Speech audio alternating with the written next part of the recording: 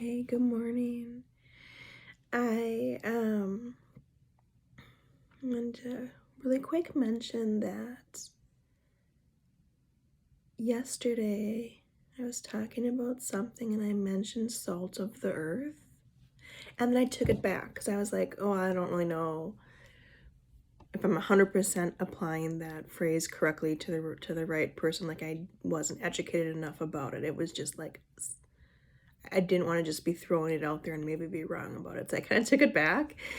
Then, interestingly, that same night, then I went to my small group and we were talking about kind of going the extra mile and being salt of the earth. And it was like so funny because it was like I had to tell them, like, I was just thinking about salt of the earth like right before coming here, and then that's the topic now tonight. But it was helpful because it kind of described it in a way in more detail than I was used to thinking about it. And so then since then I've been like Googling and like researching more about salt of the earth. And I know this is stuff they teach the young kids. Like, I watched a message from one of our church's messages for the middle school kids, and they were teaching them all about salt of the earth. So I realized some people learn this stuff at like 12, 14, right? But I'm learning it now. So I thought that was cool that it doubled up, that I had said the phrase, kind of taken it back, went to small group, and we talked about it. So I figured, okay, well, it's probably time to educate myself a little more. And so this is my understanding. I could be wrong because it's all newish, but so in the small group, the guy was referencing in Matthew 5, where he talks about salt of the earth, but that's not really the section that I like the most. That they talk about it in Colossians 4 verse 6. So that's what I want to read real quick. So Colossians 4, it's just called further instructions, and then in verse 6 it says, let your conversation be always full of grace, seasoned with salt, so that you may know how to answer everyone. So that's kind of like in line with what we were talking about recently with how do the lifetime Christians answer the new Christians, right? That's super important. Any story I have about small church 1 or small church 2, and then also about outsiders, because any example I have about small church 1 or small church 2 doing things where I was like, ugh, this really felt yucky, are situations where I was the outsider. I was the new one. I didn't know anyone. When these conversations were going down, these aren't people who knew me and had formed an opinion of me based off interacting with me one-on-one and knowing me, right? I had never had a conversation with the person in small church 1 alone, like just the two of us, like getting to know each other, like intimate, like we never knew each other really ever when the hard conversation happened. And same thing at small church 2. They didn't know me. Like, I go in and out of church, like I don't hang out. Like, I'm very introverted and I don't socialize, and you don't know me, right? You don't generally know me. Like written communication, there may have been like prayer requests or emails or something. Like written communication, that's always different. Written communication is not knowing somebody, right? Gossip is not knowing somebody. All of these kinds of things, even small church 2, the hard-ish stuff were generally with people who didn't know me. So that says something, because the Bible talks about how you treat the outsiders, right? The Christians, and that's what's hard about it for me, is like the Christians should know this, but they don't. They it's hard to carry it out. And that's what's hard about a lot of this Christian walk, is like, even though you do technically know it, it is hard to carry it out. I don't care if you've been a Christian for 30, 40 years and you're still struggling with, I've known it that long, I can't carry it out, then it might also be a struggle for me, who's been a Christian for 4 years and I'm just starting to know it, and maybe I'm failing to carry it out, right? I mean, practicing the walk is, we're getting a grocery order coming, so they keep texting me. I'm going to be really fast about this. I'm a little off topic. So Colossians 4:6.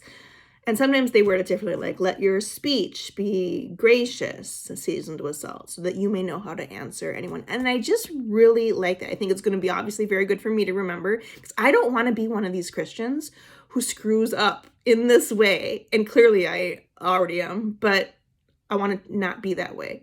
So I want to get started. Since I have only been doing this for a sliver of time, I want to get started on the right path. And there's like that one in Ephesians, I think it is, about like when you speak about building others up or whatever, let everything that comes to your mouth be about building other people up. I'm not quoting it. I have no idea what it is off the top of my head right now. But and then this one too. Always let your conversation, let your speech always be, oh my goodness, they keep texting me. Let your conversation always be full of grace. That's important.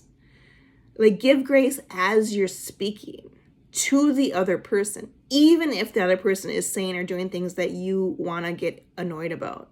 Like, give grace in that conversation. Always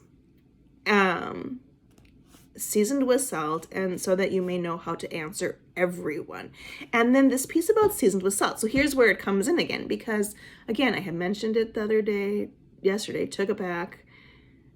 And then we learned about it in small group. Not really learned about it. It was just like I was talking about it. And then so then I came home and I was more learning about it yesterday and today. So with the seasoned with salt, what that means is it's kind of like, salt is something that, say you put on meat, rotting meat, that's going to decay. And salt is like a preservative, right? And so, and then salt also adds flavor. So, or really it's almost like it brings out the flavor. This is my own interpretation. Salt brings out the flavor of what you put on it. So if something's bland, like say the guy's example in the video was like corn, right? If corn is kind of like, but then you put the salt on and it's not just that it has more flavor, but it also brings out the flavor, is how people will talk about salt. Then it's like it improves the corn, right? Because you added that salt. It's just a little sprinkle. And same thing, eggs, asparagus, whatever you put it on, like, but it changes based off what the different thing is. Like if you put salt on asparagus versus you put salt on corn, like it's different, right? Because it's bringing out the flavor sort of what you're eating. And so salt is not, so as a preservative, then it's like, if you think about society, like the decay, right? The moral and the spiritual decay. The salt is supposed to like preserve it, like stop that decay, slow down that decay, be a preservation agent, right? And that's you as the Christian, try to be the salt.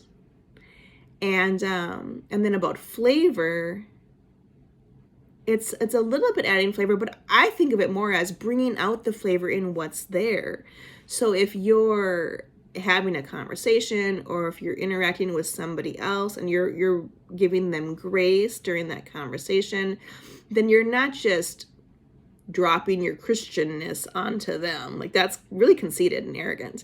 But you're bringing out the flavor of them. Like say whatever you got to say where it improves them and brings out their best. And that's kind of like that Ephesians quote, which I can't remember right now, about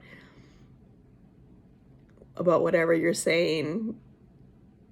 improves the other person. Say only what will build the other person up. I wish I could remember the quote, but or the verse. But anyway, so that's so interesting. And what also I just want to point out about that is, had Church One dealt with me, the outsider, in this way, where they're speaking full of grace and seasoned with salt and knowing how to answer everyone, like, I wouldn't have all this church hurt from Church One, even though I know the people are good people. And same thing with Church Two. If they had treated the outsider, the new Christian, who maybe in their mind they want to even consider an unbeliever, I'm that new, right? If they had interacted with me that way and been full of grace and seasoned with salt, like there wouldn't be these like misunderstandings and misconceptions, and the things that had unfolded over like the course of like months and months and months wouldn't have happened. If people were just remembering how to be Christian from day one with their interactions. Because if anybody's going to fail at the Christianity, say I fail at the Christianity. I don't want to say I get a pass because I'm brand new, but you'd think when you're dealing with people who have been Christians longer that they would know this better. You would think, but they don't necessarily. And so that's just it. It's like everybody is a work in progress. I don't care how long you've been a Christian. Everybody needs to work on this all the time. And that's why it says always do this, so that you know how to answer everyone. Because if you screw up even once, I don't care how good of a Christian you are, how long you've been a Christian, you screw up once, you have screwed up so royally that it causes intense pain. It causes such trauma, and God's got to deal with this. It's like now the people are having troubles. You know, it's like, it's that important. It's hugely important. So I'm going to work on that.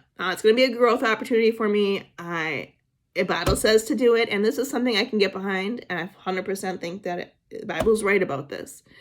So I'm going to try to do that. I'm going to try to be the salt of the earth kind of people who's speaking is adding salt and bringing out the best in the other person I'm interacting with, if possible. Pretty sure I'll fail miserably. But I'm going to try this and try to get good at it, because I have seen how my big church acts, and they focus heavily on this, and they are good at it. So it's clearly, it can be done. They focus heavily on the Ephesians verse, and then I'm sure they focus also on this. They're really careful about tongues, and they don't like complaints. They know how to do this. And so I've learned from observation enough where I can see the difference. So I will try to just pretend I'm like an employee of the big church and do what they do. That's how I'll practice. But anyway, so I had notes on my little envelope here really quick. Let me read these. I was thinking this would be a 5-minute video, and now it's turning into a 15-minute video. So that's unfortunate. But, okay, so salt of the earth, Colossians 4:6. Oh yeah, so that you have to live really pure. So being pure is what maximizes your flavor and helps you reduce the decay. Otherwise your salt is worthless, right? So that's the thing. And I learned, so the best, when I Google some of this stuff, there's always like different articles or whatever. This one, a lot of this good stuff was from Got Questions. Now, the Gospel Project is a really good like YouTube if you want to like break down topics. They also have an app, which I don't use a lot, but